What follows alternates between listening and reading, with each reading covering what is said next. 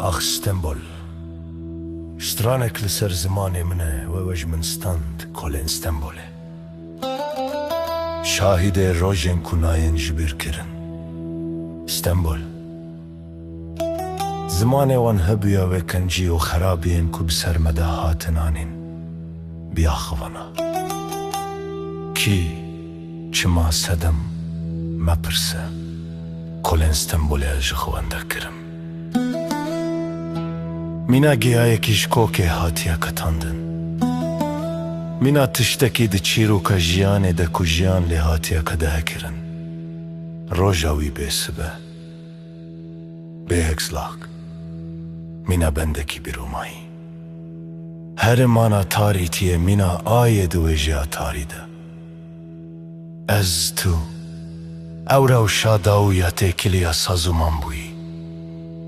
Girtî, sar û şkence, sermayekî ku ji batê qut kiriye. Tenê û şikestî, kevirê kerxeyeyên ku diçikin.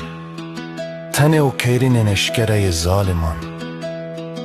Ez bê azadî, bêdeng û tenê, di korîdora tarî de rojayê kema zindaniyê.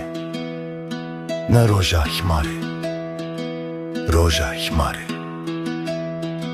Ez oyên din, putperestên zulmê bênavên wan, wek kolên Stenbolê ji min birin, bayê hêviyeke bênav û bêxwedî.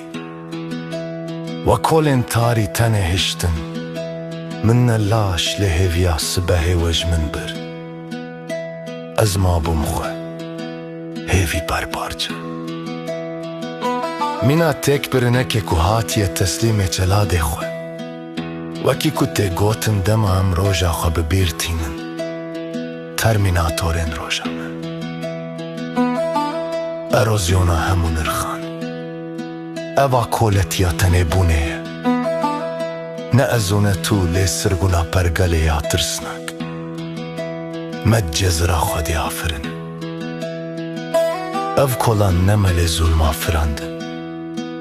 Ji me re hate pêşniyar kirin ku em ji vî dêwê hatiya firandin li serî tewînin. Ya tu, ya tu ne. We me birem jî, hiştin tiştên ku divê nebin bişên, wek rast pêş kêş kirin jiyanê celadê xwe. Rastî û jiyamê demê bû girêk. Bêkes, bêdeng û tenê. Ez li gorxa min xelê koland. Mîna serweriya nenas di bêşermiya celad de. Bêhêvî û mîna vegotineke bêkoka eşq bûyî.